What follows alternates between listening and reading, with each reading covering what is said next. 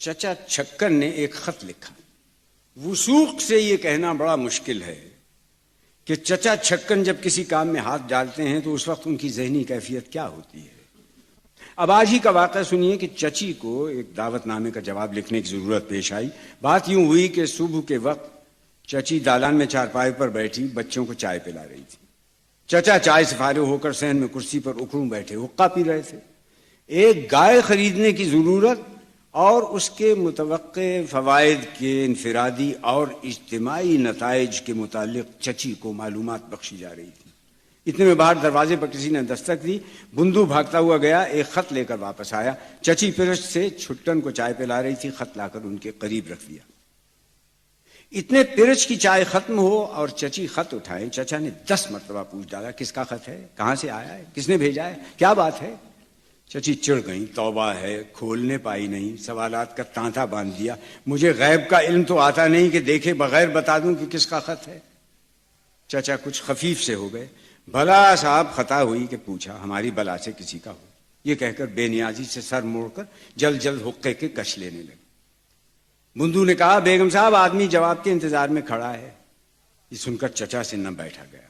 4-5 کش لے کر اٹھ کھڑے ہوئے, کرتے میں ہاتھ ڈال کر پیٹ کھجلاتے رہے, پھر بے تکلفی کے انداز میں ٹہلتے ٹہلتے باہر نکل گئے. چند منٹ کے بعد واپس آئے. کچھ دیر بے ترتیبی سے صحن میں ٹہلے, منتظر تھے کہ شاید چچی مخاطب ہوں. آخر نہ رہا گیا تو خود ہی پوچھا کیا لکھا ہے منصرم صاحب کی بیوی نے. چچی نے چائے کی پرت چھٹن کے منہ سے لگاتے ہوئے بے پرواہی سے کہا رات کھانے پہ بلایا ہے.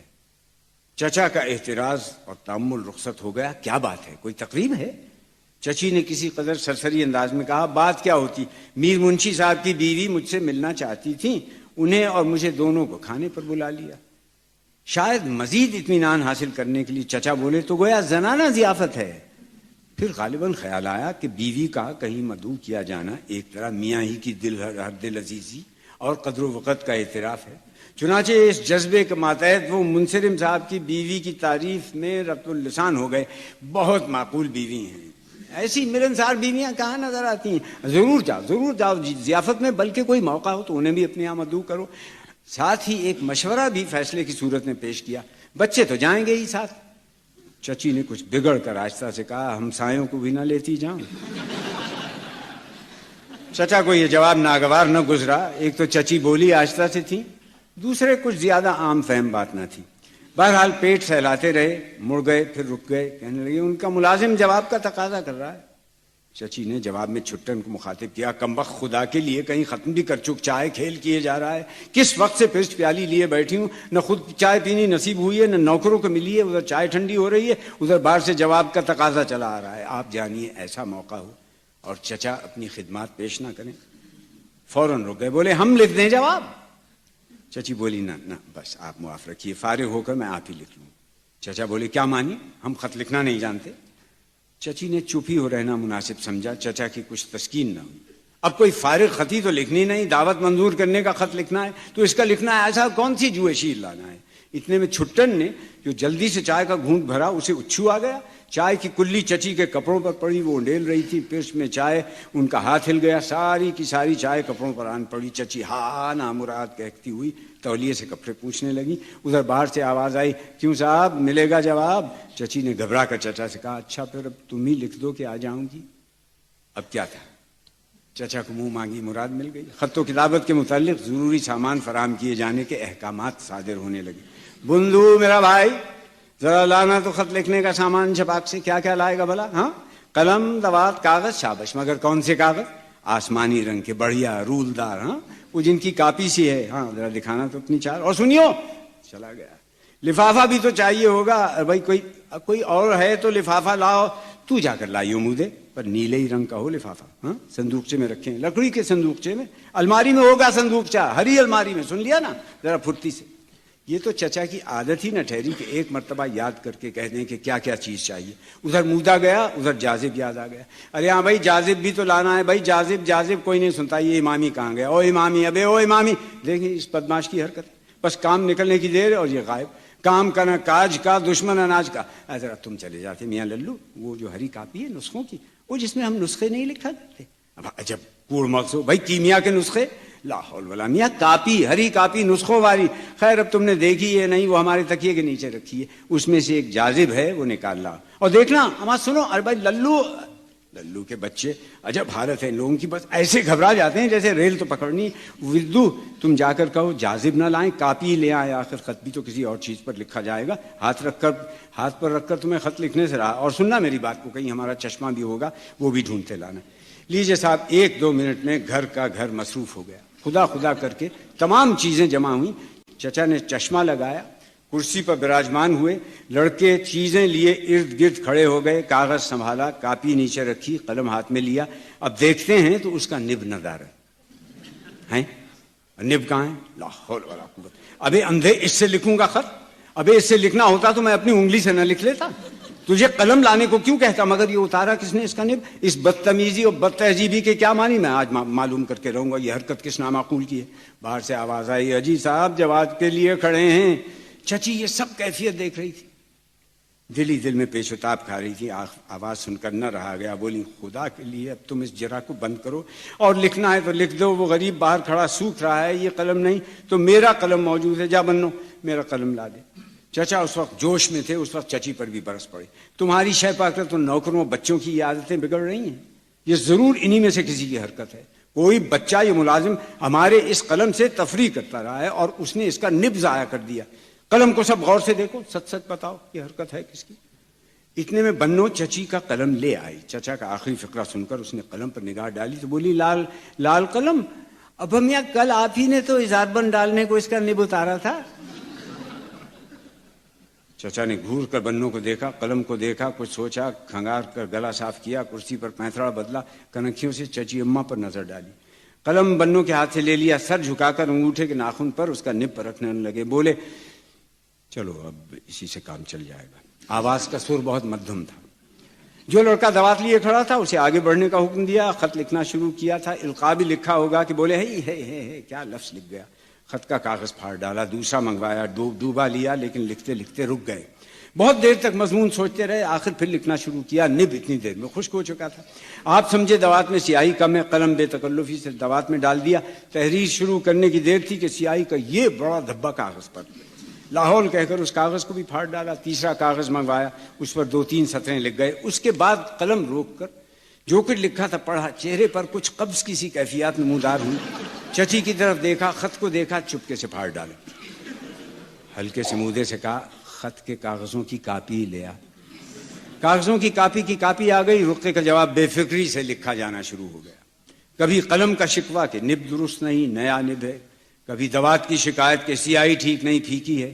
کبھی جاذب برا کہ یہ جاذب ہے یا پتنگ بنانے کا کاغذ. ہر شکوہ ایک نیا کاغذ ضائع کرنے کی تمہید. اس میں 1.25 گھنٹہ ہونے کو آیا. باہر ملازم آوازوں پر آوازیں دے رہا تھا. ادھر چچی فارغ ہو چکی تھی، قصہ ختم کرنے کا تقاضا کر رہی ہیں، بار بار کر رہی ہیں خدا کے لیے تم مجھے 2 قلم دوات، میں ابھی 2 منٹ میں خط لکھے دیتی ہوں.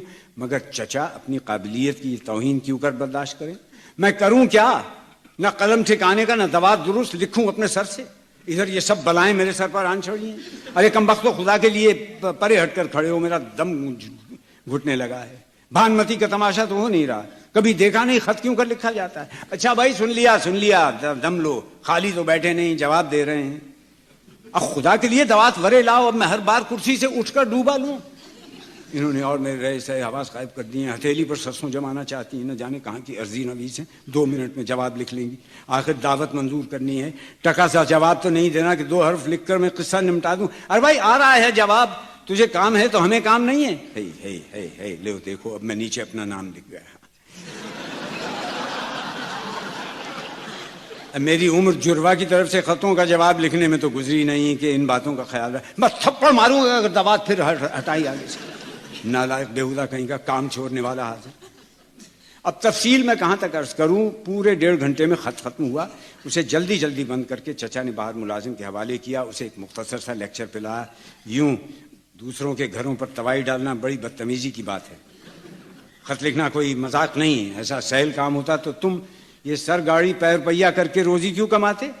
آج کہیں منشی گیری نہ کر رہے ہوتے. خط دے کر چچا بہت خوش گھر لوٹے. دیر ہوئی تو کیا، خط تو لکھا گیا.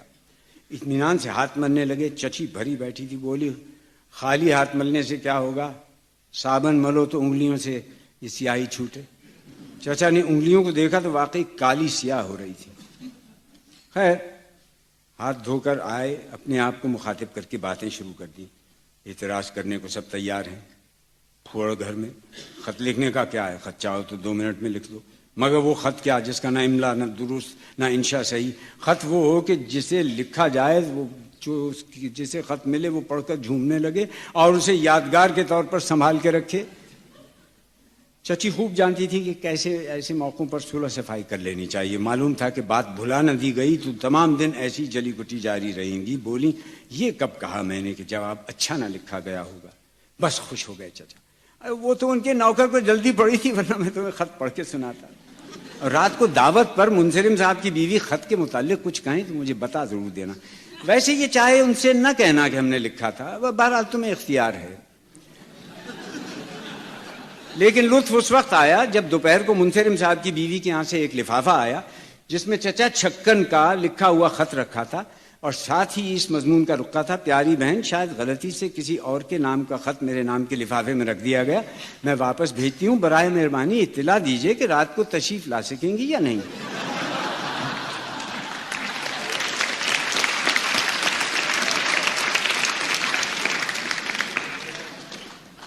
چچی نے چچا کا لکھا ہوا خط پڑھا۔ عبارت یہ تھی: جمیل المناقب امیر الاحسان زائد زاد عنایتکم، یہاں بفضل ایزد متعال مالا مال خیریت ہے اور صحت اور تندرستی آپ کی بدرگاہ مجیب الدعوات خمس الاوقات مستدعی ہوں۔ صورتحال یہ ہے کہ تلطف نامہ ساعت مسعود میں ورود ہوا۔ ارشاد سامی و حکم گرامی کے امتثال میں مروت و فتوت سے کیوں کر ممکن ہے تمانیت کلی ہو کہ وقت معین پر حاضری کے شرف و افتخار کو حصول مایہ ناز متصور ہوگا۔ الہی در جہاں باشی با اقبال، جواں بخت و جواں دولت جواں سال، نمیقہ حقیر پر تقصیر۔ یہ خط آنے کے بعد چچا چھکن بار بار مختلف پیرایوں میں اپنی اس رائے کا اظہار کر رہے ہیں کہ عورتیں عموماً اور منصرم صاحب کی بیوی خصوصاً ناقص العقل ہیں اور نامعقول ہیں، اور چچی کو ان کی دعوت ہرگز قبول نہ کرنی چاہیے۔